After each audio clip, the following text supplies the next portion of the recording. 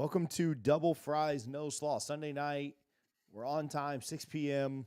We're going to do this in under an hour, although we have a lot to talk about today. So it might be the off season, but we are locked and ready to go. Richie, how's your weekend been? Good, man. I went out to catch the UCF Sanford game, baseball today. It was the bark at the park, so Lindsay and I brought the dogs, and it was a really good time.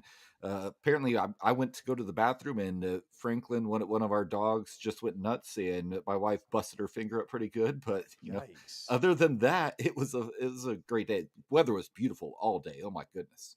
Has been nice. That it rained all weekend last weekend, and then Yeah. it's been really nice ever since then. Speaking of busted up, FSU baseball busted up their opponents. We'll talk about that 20 to here in a little 7. bit. Yeah. So let's get into it. Double Fries No Slaw brought to you by Guthrie's in Tallahassee. You can visit all three of their locations: 1818 West Tennessee Street, 2550 North Monroe, and then 2870 Appalachia Parkway. Appreciate them for their support. Make sure you go by and get your Gut Box Double Fries No Slaw. We'll do something for the spring game. I'm still trying to figure that out, but we will do something, some kind of tailgate, some kind of get together. I just don't know what lots are open, what lots are being renovated. What people don't Yeah. know, what lots they have this year, and then the spring game isn't necessarily your like your regular full season parking spot, and so we will do so. I've had a couple people ask, and then we'll obviously have Guthrie's there. But I just have no idea where we'll be. So we'll figure that out as time gets closer. I certainly want to get together and want to do something that weekend. I have no clue what it's going to be or where or what, but plan to come hang out spring game What weekend weekend for is the sure. spring game? It hasn't been officially announced, but folks are telling me it's 420. So Okay. fits pretty well for FSU fans. So let's get after it. I'm hearing the weekend of April 20th. But maybe that's been officially released. I don't know, but that's kind of what I've been told a couple of times. So that's what I think it is. Let's assume that's it. Unfortunately, the Florida State baseball team plays Miami the weekend before, so that would be fun if they would ever do that. But it just doesn't seem like that's a thing they do. Man, I can't read these with my eyes. So, Ciro, thanks for becoming a member. I appreciate that. That's awesome. Well, 1 year anniversary of Matthew Cleveland buzzer beater against Miami. Speaking That's of Miami, exciting. Yeah. Boy, he has listen, I think we talked a lot of crap when that kid went elsewhere, and then he has he's been great for us down there. I'll just say maybe that's the easiest way to put it. So their fans are pretty over it. So all right, let's jump into it. Richie, probably the biggest thing that came out, the most exciting news. It's a slow time. It's a slow week. I get that. So bear with us as we go through some of this stuff. But probably the most exciting thing that came out was the news around the ACC and Florida State battle. ESPN got involved a little bit. They were asked, they were basically summoned to give an update on whether or not Florida State's and the ACC's agreement, or the ESPN and the ACC's agreement, really did need to be out in the public, whether it needed to be available for everybody to see or not. The ACC doesn't want things out in the public, spoiler alert, and Florida State says we don't have any problem putting stuff out there and exposing everything for the world. ESPN weighed in this week and said, no, we kind of side with the ACC here. We think there's some trade secrets or some stuff that shouldn't go down, shouldn't be left for public viewing or whatever. It really doesn't have a huge impact on what will end up happening. It's really just kind of what can come out and what can't come out. So I don't know that that's that groundbreaking. I think was pretty expected that ESPN would kind of side that way and want their trade secrets hidden behind cloak and dagger or whatever. But what did come out and what ESPN did say was kind of a subtle shot, maybe, in alluding to the fact that Florida State may have committed a felony. So anyway, if you're not all the way caught up on that, did a video on it earlier this week. But Richie, thoughts around the accusations there, which certainly seem to be pretty interesting. yeah, it's pretty hilarious to me. All in Man, you got to think about the ACC and ESPN. They clearly do not want these agreements to be made public, and we knew that well before the ESPN got involved. But ESPN actually chiming in on behalf of the ACC in hopes to keep the documents sealed, which I believe March 12th. So that's coming up really quickly. We'll see what happens there. But it's hilarious to me that ESPN um, is this invested now with the ACC, right? Because they do not want this to get public.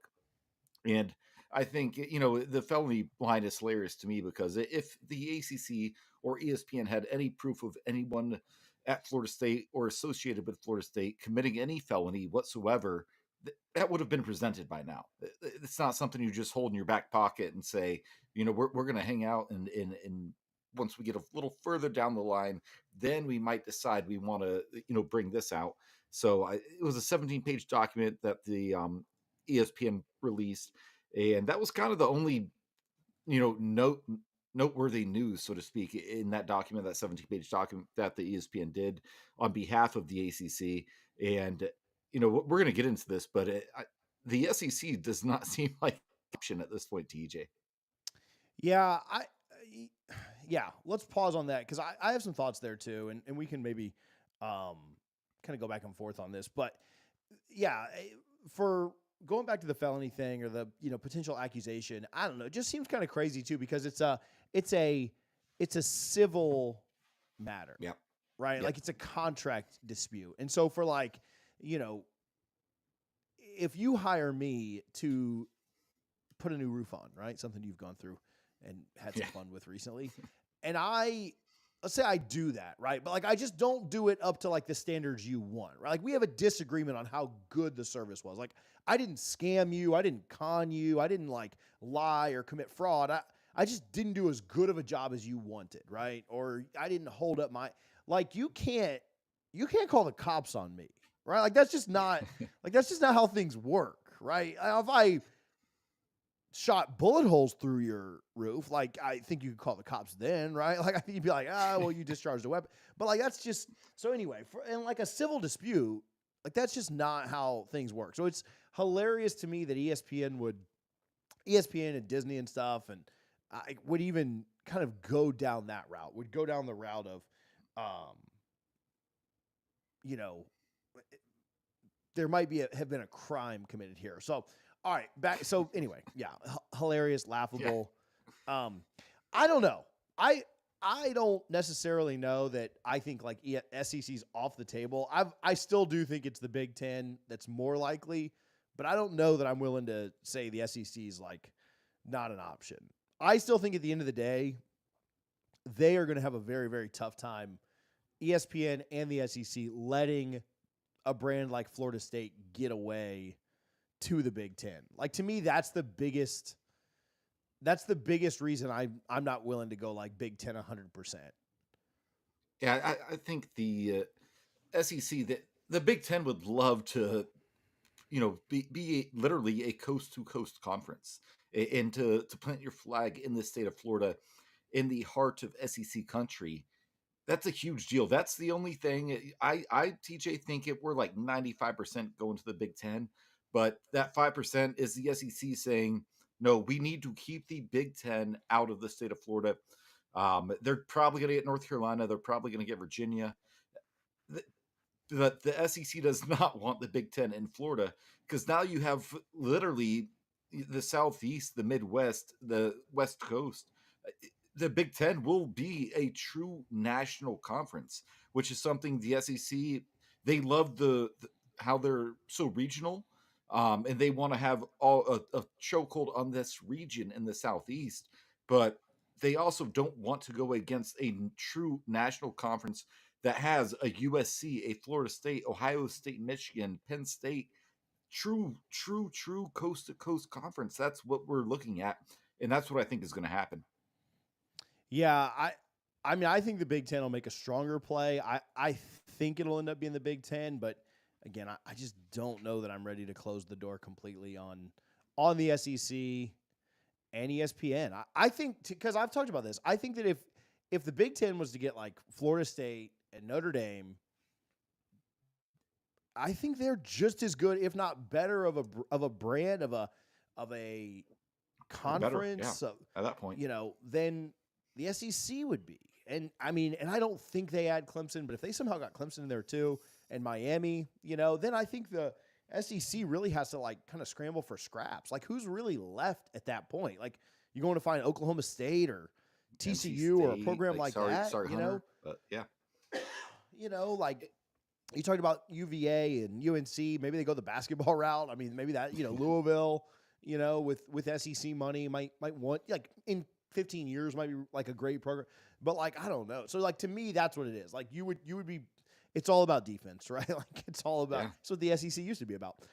It's all about defense and kind of trying to keep the Big Ten from being the premier conference. Because I think at that point, being the national brand, the coast-to-coast conference, like the Big Ten's already really close to there too. But if the SEC was to somehow get like Florida State and Clemson right now added, then you'd say like, man, that's like 20 of the last like 23 championship. Like that's a lot. Like that's a lot of.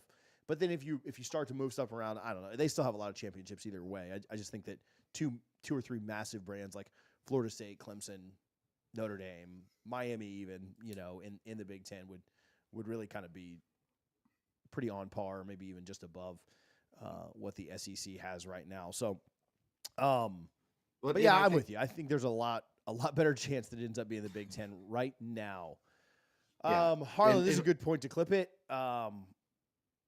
Richie, this is kind of controversial, and a lot of people have a lot of thoughts on this. But what are your thoughts on these teal N7 uniforms for football? For those that don't know, they're the ones that basketball wears some. We've seen some soccer. I think just the goalies have worn them. I don't know if we've done an entire game with the entire team in them. Florida State, for the Duke game last year, wore them as like, wore a lot of the armbands and mouth guards and different things that were teal. But we've seen some teams wear this, Richie.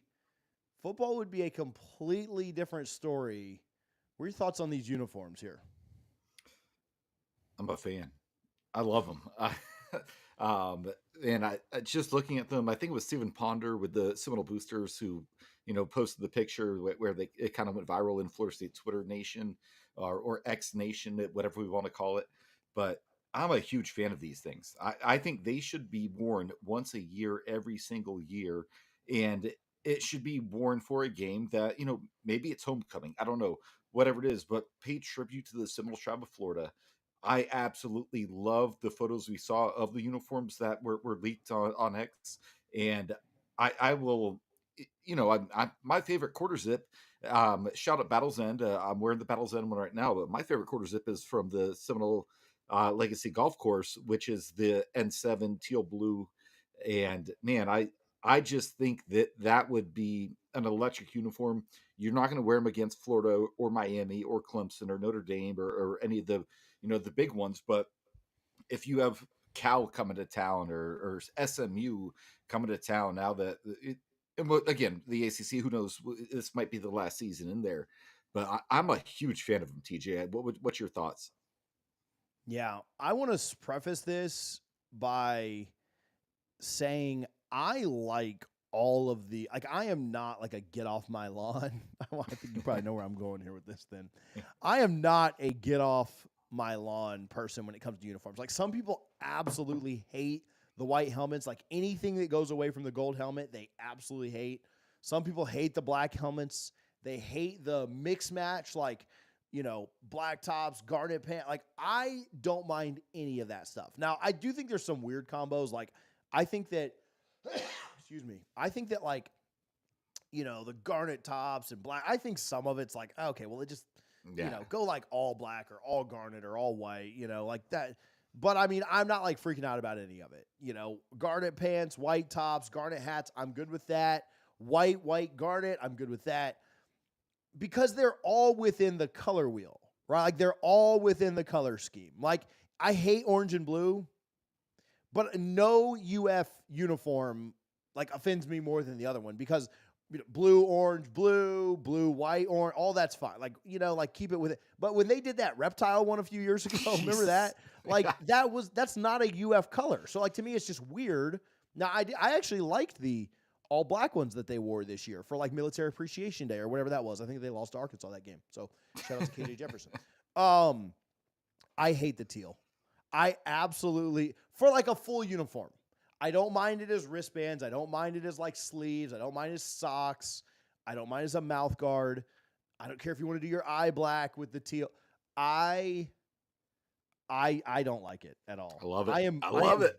I am get off my lawn 1,000,000% for those. Like I cannot stand them. And I don't, it's just not FSU at all. And I've seen people say like, oh, well, you're paying tribute to the tribe. We pay tribute to the tribe like in literally everything we do. So like I'm not necessarily buying that. Like I get it. I get the idea. You could pay tribute to the tribe with I don't like it for a full uniform. I just don't. I don't know. There's something so like Florida State forever had the best uniforms and the best helmet in the game, right? And they always have. And so when you change that up, like when you go away from that true garnet and gold and that teal, I understand the idea behind it. I understand it's paying tribute. But that teal is so loud and it's so obnoxious. I am just not a fan. And listen, if they do it, I'm still going to cheer for the team just as loud. Like I'm not going to go keep this, one true garnet all over my Facebook and riot and pull my booster donations or anything like that. Like some of you psychos do with Keep This Chief. But I'm not a fan personally. TJ is going to be the first one to buy Bryant the youth teal jersey, the N7 Florida State football jersey, and I absolutely love it. And I do wonder. I don't know if I'd like the all blue, but I think that N7 blue, that teal on top of some gold pants, I think that would be really, really cool to see coming out in Doak Campbell Stadium.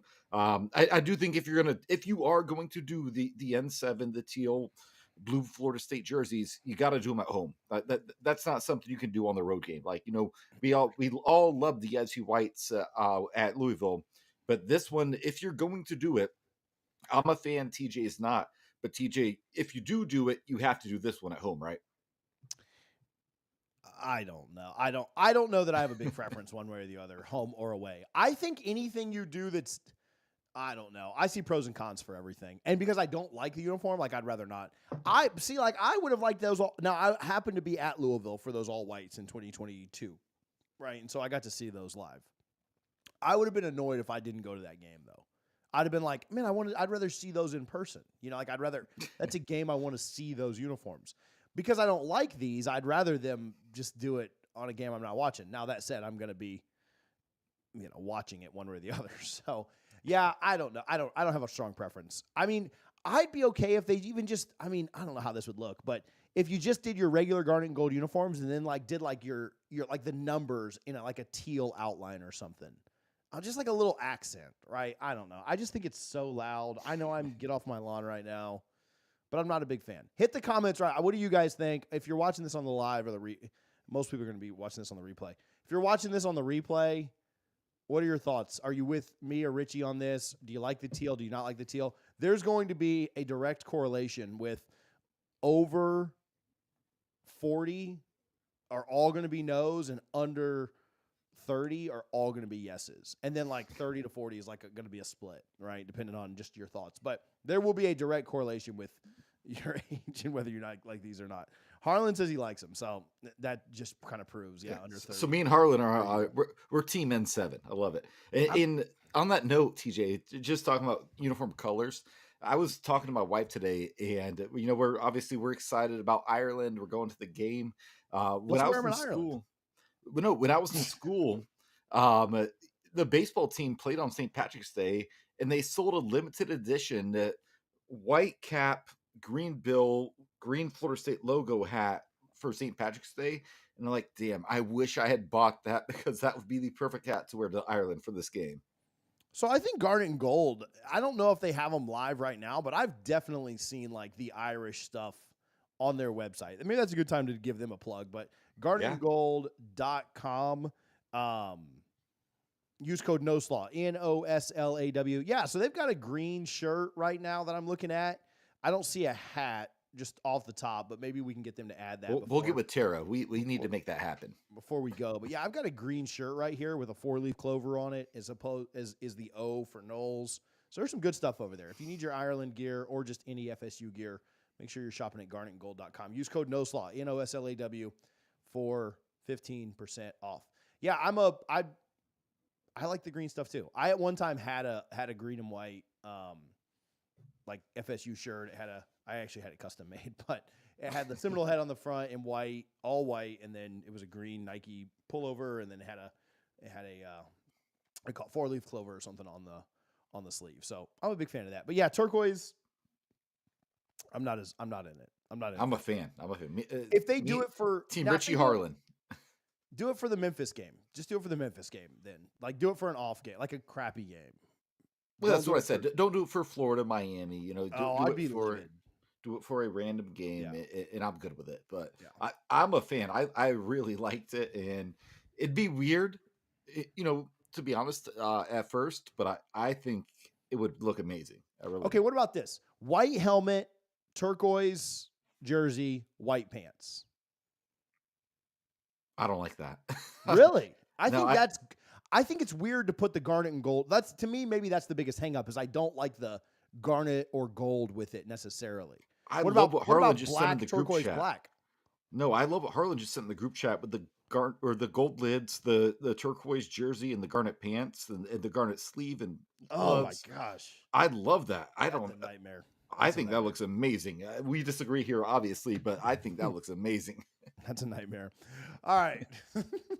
That's our uniform talk for the year. So, yeah, I'll just cry the whole week. We don't talk uniforms ever on the show, but, oh, man, I'm all hot and bothered now. That looks good. Yikes. So, yeah, again, let us know. You probably already have if you're watching the replay, but let us know down in the comments what you think on that.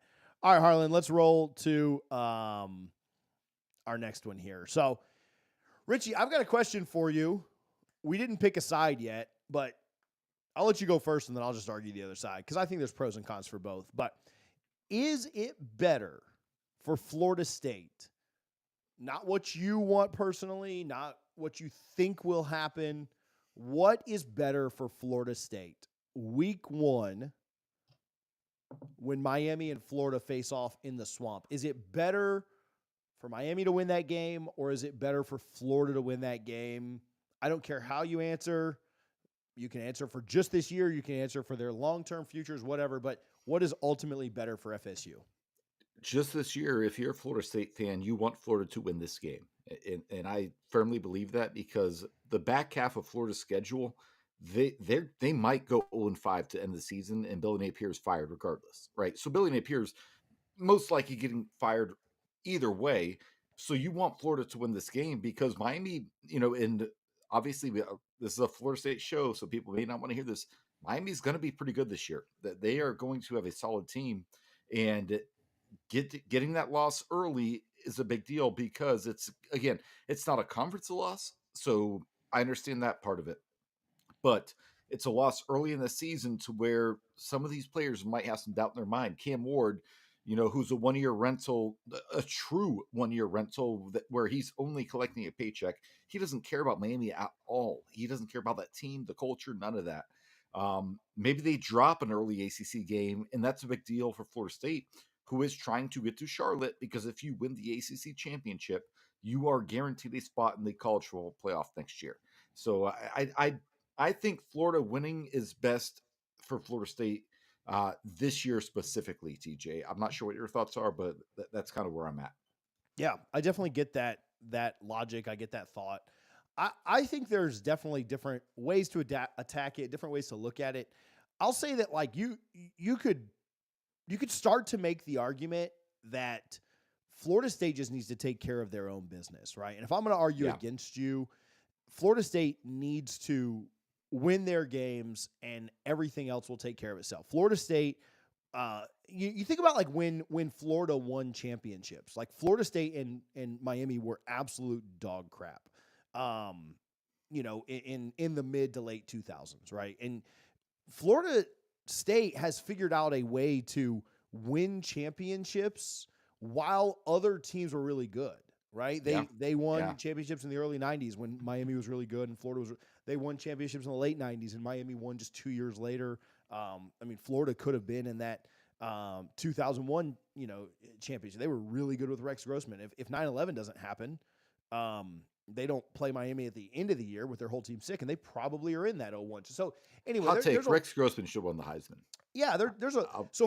Florida State has found a way to win even when other teams have been good. So after what happened with the playoff this last year, I think you need all the quality wins you can get. And there's Yeah. no like you just said, there's no chance that Miami or that Florida is going to be a quality win in week 12, No. right? But there's a chance that Miami could be a quality win in like week whatever it is, 9, 10, 11, where it's not 11. But there's a chance that Florida could be a good win. I'm sorry, Miami. And so to me, like for Florida State, I don't know that one game between your two rivals really matters all that much. I think you need as many good wins as you can against we've talked about it. Like we've already kind of said, like, hey man, you could really easily win 10 or 11 games because the schedule is just not very hard. Clemson, Miami, Notre Dame, right? You go 2-1 in there, you should go 11-1 this year. And so I think you need all the good wins you can get. And Miami winning early is probably a good thing. Now, nobody's going to be upset if Miami crashes and burns and is 4-7 coming into that game against you late in the year, right? Like, no, I'm going to be boo-hooing because we didn't get an extra quality win. But I think ultimately for this year, it does help Florida State for Miami to win that game early and be a quality win later in the year for the Noles. Or, I mean, the reverse of that would be a quality loss, right? I mean, I know that only matters if you're in the SEC most of the time. But if Florida State was to, lose that game to Miami, and that's their only loss, but Miami's in the ACC championship with a win over Florida and has run the table. I mean, I think that obviously bodes well for you to try and sneak in or backdoor into that top 12. So I don't know, that would probably be the argument I'd make. At the end of the day, I do think that, big picture, Mario, Florida's going to fire their coach anyway. The faster that Miami can hit the reset button too, you probably makes sense there to cheer for Miami to have to fire their coach too. That said, I don't think they're firing him. I don't think they're even close to firing him because if he doesn't work out, like they're never going to find a coach that's going to work out. So I don't know. Did I change your mind at all? No, I will say if Miami wins that game, and I think they will, man, their fans on Twitter, all 12 of them will be like a massive group of people. I cannot wait for this. It's going to be a fun game. Florida State will be sitting 1-0 after a win against Georgia Tech. We'll have just got back from Ireland. I'm really excited. I might go to the game. I might have to go to that one because I don't think Florida State's playing that day. It's just what an opportunity for both of these teams, because if you're Billy Napier, you're coaching for your job. To your point, TJ, Mario Cristobal, he's safe. He could go 6-6 the next 2 years, and he's not getting fired. Yeah, like Miami is just they have to accept at this point. If it's not Mario, it's nobody. He's the best recruiter they could ever have. They do have a solid NIL. I don't think it's anywhere close to what the Battle's End has going on, but Miami does have a solid NIL. But I just don't see it with them. And, I do think Billy Napier, I think he's fired over under November 1st for Billy to get fired. Yeah, I mean, he's not lasting one way or the other. Even if they let him finish out the year or not, like there's no way he's back in 2025 unless they just now, if they just absolutely shock and somehow find a way to go 8-4 or something, ridiculous like that, then we'll see. But yeah, their schedule sets up to go 5-0 to start the season. They are going to go 0-5 to end the season most likely. It's just it's a crazy schedule. So yeah, and then again, people always say like recruiting does, there's nothing in between, right? Like recruiting's either the most important thing ever, like Miami thinks, more than games even, and then there's the side that's like recruiting means nothing and we're just going to find a way to win either way. But the truth is somewhere in the middle. Miami is already recruiting at a top 5 level with crappy record. To kind of go with your point again, I think I would not necessarily want to see Mario recruit if they were like 10-2 or 9-3. No. Based on what he's already doing, That'd be a problem. What is he down there? He's 13-14 over 2 years. I don't necessarily know that I would want to, and he's recruited top 10 back-to-back years, like top 5 one of the 2 years. I don't necessarily know that I would want to see him recruit with a record that's that good. Anyway, all right. So we may disagree there, but that's fine. No sweat. And at the end of the day, I kind of agree with you too. We play on that Monday night, so I mean, we certainly could go to that game on Saturday night, week 1. We play on Monday night in Tallahassee, so we could do that on Saturday. Maybe we'll go. You think they'd grant us media credentials, field passes? I think I would just use a hookup there, bro. I don't think they'd give the French Fry podcast a credential. So we'll see, though. I take that back. They did. I requested it for the Florida State game in 2021, and they granted it. So I mean, I guess they would, but I tailgate too hard to keep doing that. So I was on my best behavior on that one. So all right, Harlan, last one. We'll switch it over, and then we'll get on with it and wrap up after this one. But Richie, last one I've got for you. Speaking of Big Three, we kind of talked about that game specifically. But if you're looking at the QB rooms in the state of Florida, between Florida State, Florida, and Miami, not necessarily top player, not necessarily if you're just looking at one guy, but is there any team that has, I think it's between Florida and Florida State at the end of the day, and I'll shut up and just ask the question, but let's talk about QB rooms in the state. I think it's Florida State 1, Florida 2, Miami 3. Do you want to argue against that at all? Do you want to say that maybe Mertz is a little bit more proven than DJU and then Lagway is a bit above Cromanhawk? Or how do you see the state when it comes to just QB room? I'd like to disagree with it, but man, I think, DJ Uiagalelei is a very good quarterback. And, obviously he's 1 year rental. Graham Mertz has 1 year left at Florida. Cam Ward is a 1 year rental at Miami. I think the difference is DJ actually wants to be at Florida State, right? And that's, if you follow his dad, Big Dave, on Twitter. If you don't, please go do that, because he puts out a ton of really cool information and insight, and it's just really cool to see. I just think Cam Ward doesn't care where he's playing college football this year. He got a really bad draft grade. That doesn't mean he's not a great college quarterback, because he is. And I think he's going to be very good at Miami. But I like Florida State where they're at with Brock Glenn in the wings and Luke Cromanhawk. Florida, Graham Mertz, I got to be honest, TJ, he was a lot better than I thought he was going to be this year. I thought he was going to be trash. I thought he was the Alex Hornibrook. He was not. He was actually pretty good. I agree. You're right. He was actually pretty good. And DJ Lagway, and that kid's potential is out of the world. His ceiling is so high. I don't mean to give a ton of praise to UF, but I'm going to with their quarterback room. I think for 2024, Florida State has QB room in the country, because you have DJ Uiagalelei, and if he goes down, Brock Glenn has experience. He's taken those bullets, and you have Luke Cromanhawk, right? I think Florida is probably the last as far as quarterback rooms this year specifically, but they're set up for success way more than Miami is right now. Miami just has Cam Ward, who is a very good college quarterback, but the guy fumbled the ball 14 times last year. We can't forget about that. That has to be something to be mentioned. So for strictly 2024, I think Florida State 1, I think Miami 2, just because Cam Ward his ceiling is so high. But long term, it's Florida State 1, Florida 2, Miami 3, in my opinion. So, yeah, I think, it's hard for me to not go Florida State 1. And mostly just because of how much experience is there.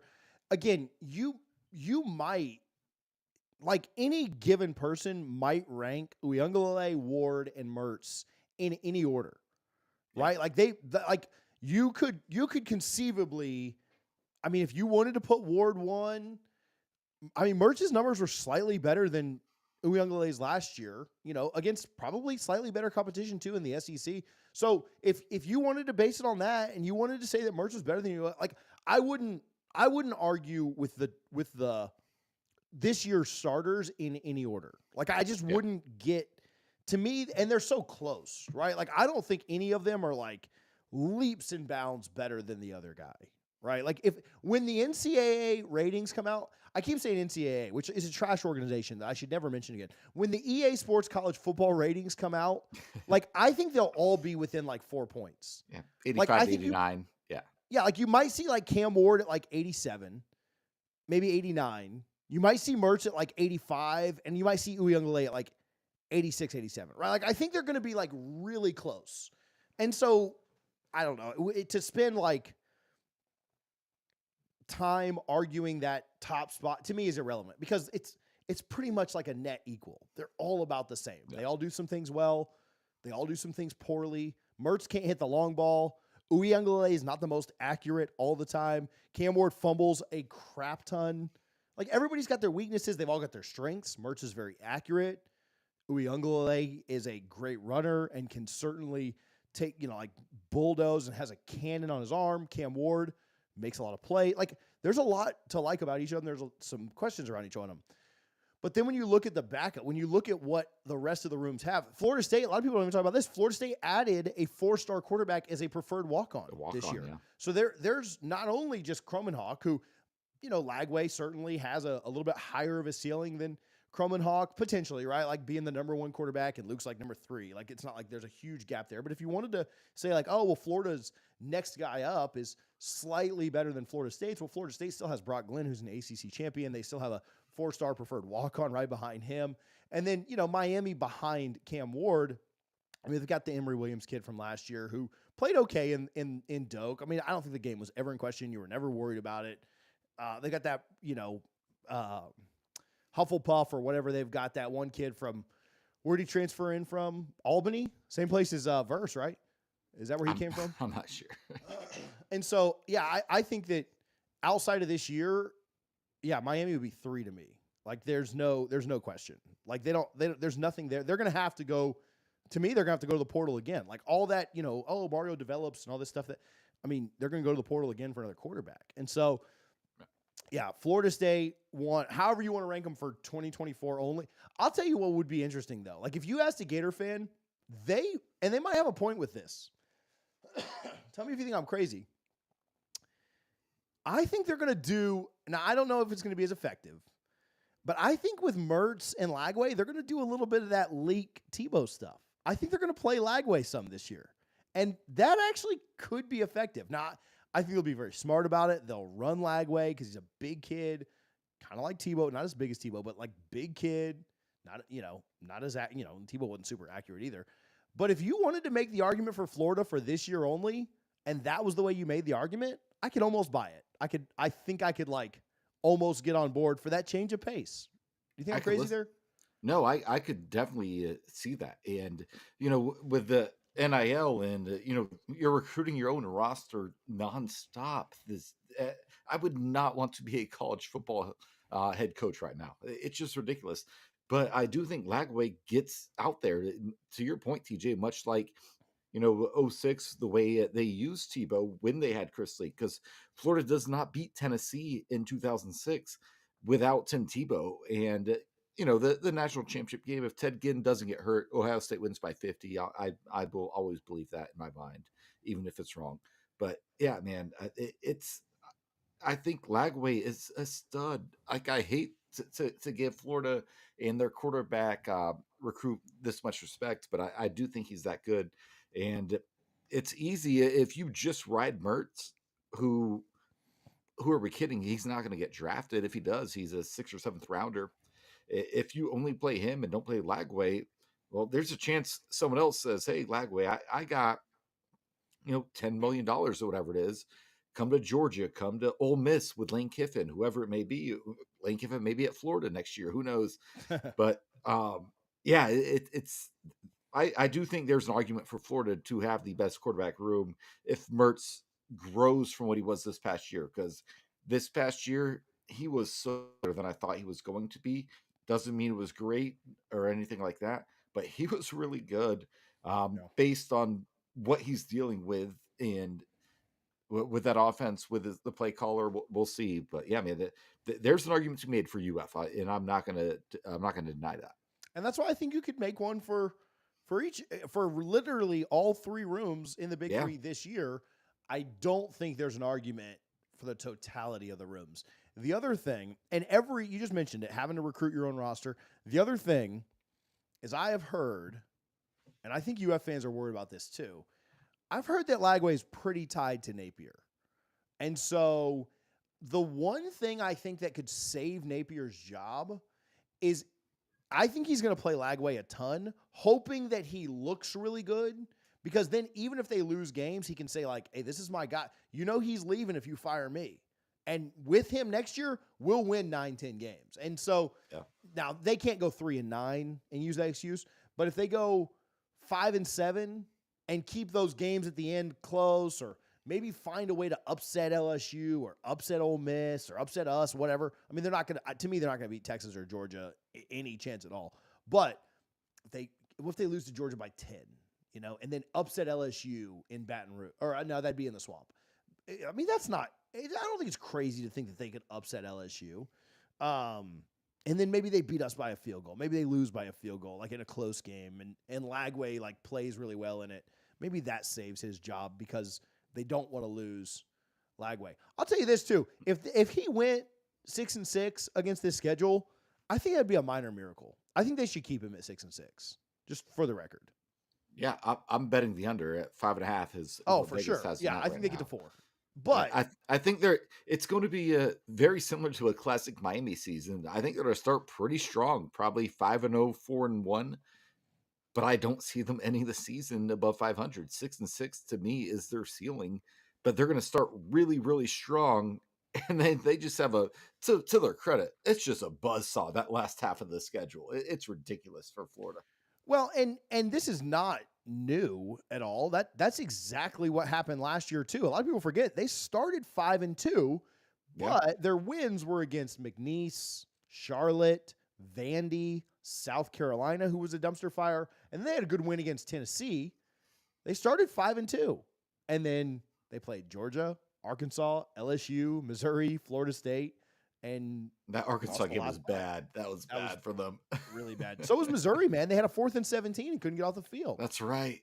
The week, Mertz got hurt 30 minutes after J-Trav did. So, yeah, I mean, that's certainly not new. Like the idea of like them getting off to a good start and then just not being able to sustain it. So, but anyway, he's getting fired this year. So, 100%.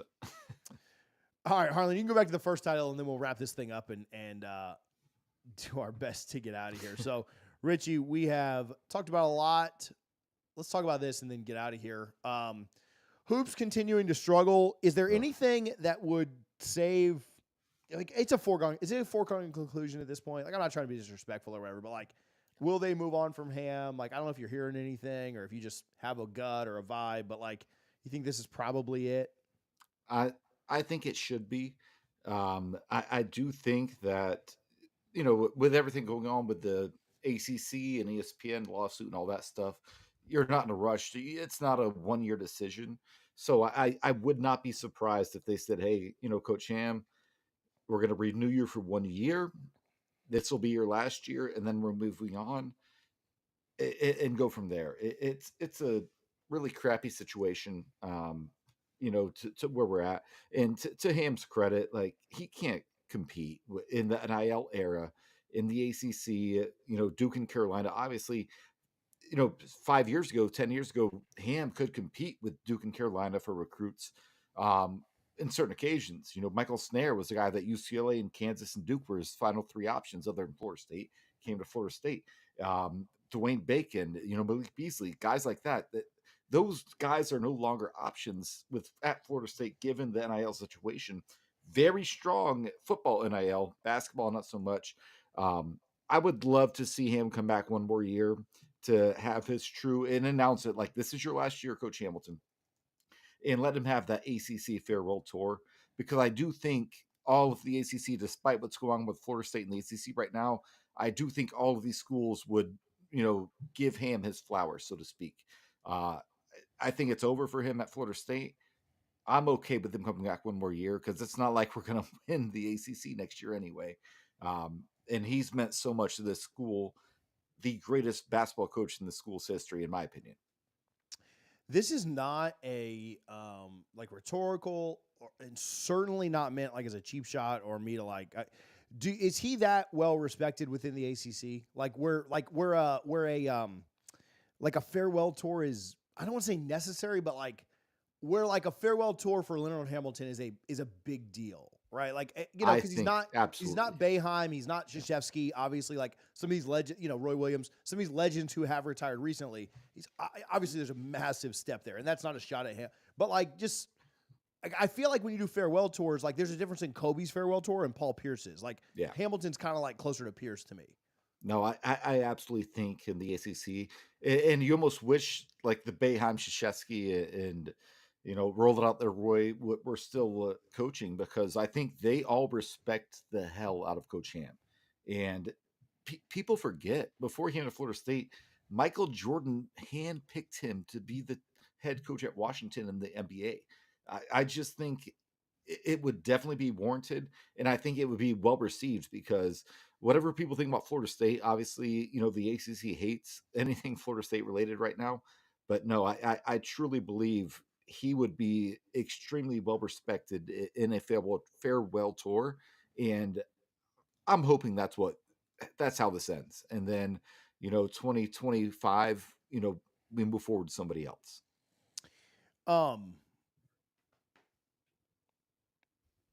Yeah, I don't know. I don't know what'll end up happening. I did see Dennis Gates in Missouri are struggling though right now, so maybe if they want to let him go, you see, he's got to watch his mouth at those press conferences. Yeah, I wonder if he got fined or not. Actually, I guess if it's just your internal press conference, it's not a big, it's not a big deal. Yeah, it's just on your own YouTube. He wasn't talking about the refs; he was just talking about his own team. So yeah, so I'm sure his AD had to say like, "Hey, dog, please don't do this." Can't do that. Baseball's 6-0. Softball went 6-0 this weekend. They struggled a little bit in Clearwater. We talked about, but pretty decent start for both of the stick sports. Baseball won 20-7 today, and I mean, I'll say this: like they haven't played. I mean, Jacksonville's good. Jacksonville's okay, right? And they won that, in kind of dramatic fashion late the other night. But they haven't played incredible competition, but they've got a real chance to go into that Florida game into that Florida game midweek in a week and a half, undefeated. And so I think they've, it's really early, but like last year's team would have dropped like a game or two already. Like they'd be like 4-2, and they'd have won both series. They'd have, like they'd have dropped a game to Jackson, but they do seem a little bit different. They hit really well. Pitching in the bullpen is not great, but baseball off to a good start. I don't know. You were at a UCF game today, though, so you probably didn't even watch it. I did not, but I love it, and I just wish we would go. And I say this every year. I don't know if I said it on this podcast before. I hate midweek games against Florida. Right? I wish it was a Friday, Saturday, Sunday, Gainesville, Jacksonville, Tallahassee series to where you see the best pitchers. Midweek, I just hate it. Like, one of my buddies from high school pitched at Florida State. Shout out Bo Odell, and I don't think he'd be upset about me saying this. Like, he wasn't an ace, and he always got to pitch against Florida because it was those midweek games. And I would just love to see a Friday, Saturday, Sunday, Gainesville, Jacksonville, Tallahassee, a full series to where we can actually get an idea of what this is like, because I just hate midweek games against a rival. I just don't think that should happen.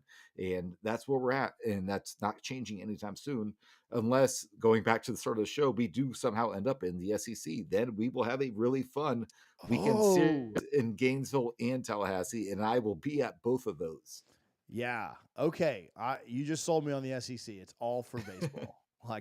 Listen, softball does the same thing, and I hate it, man. Like, it sucks doing 2 midweek games, man, when you could do softball's a little different because your pitcher can pitch whenever. Like, baseball, you need your ace on Friday. From a fan perspective. Like, you go to a Florida State game, and there's a bunch of empty seats, and you're just like, why is this the case?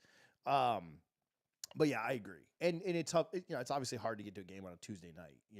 Yeah. Whereas like you make a weekend out of it and you get to watch them play 3 times and really have a fun series, man. That'd be incredible. So, which softball certainly could do it. Like they could schedule it. I don't Yeah. know if they just don't do it because of they model what baseball does. But anyway, whatever. I've got a shout out tonight for I know this is not necessarily why people tune in, but women's tennis upset number 15 Duke today, and they did it in pretty convincing fashion. Like we've talked about, had Jen Hyde on here and stuff before, but you played a 7. There is 6 singles matches and a doubles match. The doubles match is worth 1 point. They won 6-1, so they absolutely dominated, and even the one they lost was really really close. And so, man, top 15 team, big upset, and did it. I shot her a text and I said, "You guys made it a little bit too easy. I'm used to FSU sports stressing me out way more than you guys did," and she laughed at it. It was like, glad we could do our part or whatever. But so that's my shout out for the night. Oh, and my wife ran a half marathon this morning, so shout out to her. Richie, what you got? Yeah. Shout out to I'll give them a shout out. Shout out UCF baseball. Like that, it's a really tiny stadium, even compared to Dick Hauser. But the staff was amazing, very welcoming. They were very accommodating to the dogs and everything. Had a blast with the wife out there today. Again, the weather just was the cherry on top, and phenomenal time. UCF ends up beating Samford, which is Bobby's old school. Unfortunately, I was low key. I actually wear Florida State quarter zip, and the wife was wearing UCF because that's where she actually went to. Just a fun time, and the weather again helps. But yeah, man, it's just a great weekend overall. Cool. Well, hey, if you watch this live, make sure that you hit the subscribe button. We'll put some clips out this week that should be pretty good. Trying to work on an update on the ACC FSU stuff. We should have an update in about a month. We'll definitely do a video before then, but an update in about a month when we have a hearing, an actual real live hearing will be fun. So I appreciate you guys for tuning in. We'll talk to you soon. Go Noles.